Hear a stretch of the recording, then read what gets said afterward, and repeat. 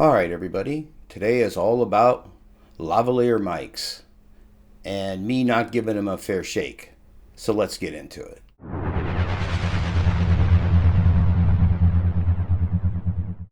Alright everybody, welcome back to the channel. So yes, I've been gone a while, and over the past year I took a break from YouTube and making videos because I got burned out. Just got burned out. It was as simple as that. So it took a year break. Right now we're going to be testing 3 different lavalier mics that I've kind of collected over the past year. I'm sick of using regular mics, not because they're not great. It's because there's a lot more setup, more timecode devices if you use timecode, and if you use 32-bit float, you might as well forget trying not to use timecode, because if you go into DaVinci Resolve and try to sync audio without timecode and 32-bit float, it's going to error out most of the time.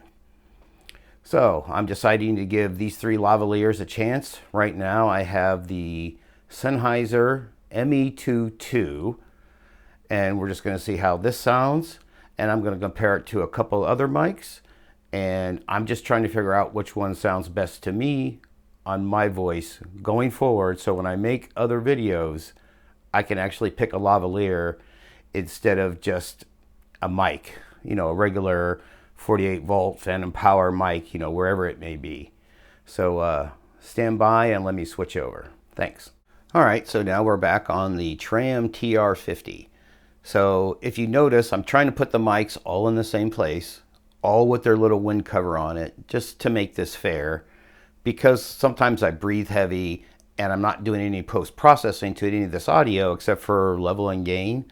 So I'm trying to cut out the clips and whistles and breaths as much as I can. So that's the only reason why I'm doing this now. If I was going to process the audio, of course, I would hide the lavalier mic and I would take the windscreen off. But because I'm not doing any of that, I'm just going to leave it as is and try to put them in the same place and then make them all level and post, that type of thing. So once again, this is the Tram TR50, and how does it sound? So let me switch over to the last lavalier and give it a shot. So stand by and we'll move over. Thanks. All right, everybody. So we're finally back with the last lavalier, which is the Sanken Cos-11d, and we'll see how this sounds. Now, my biggest pet peeve when shooting a video, like with the Shure SM7B, the Rode NT1, or even a shotgun mic, a Rode NTG5 that you got a boom or something like that. I hate the mic in the shot. Just don't like it, hate it, would prefer to have a mic not in the shot. So yes, the Rode SM7B and the Rode NT1 and the NTG5 and all the other mics I use sound great, but most of them have to be close up, and I don't like that. And yes, I can use small diaphragm condenser microphones, like I did on the intro. I was using a little Line Audio CM1 hidden just beneath the shot here. So there's ways of doing it, but I really never gave lavaliers a chance.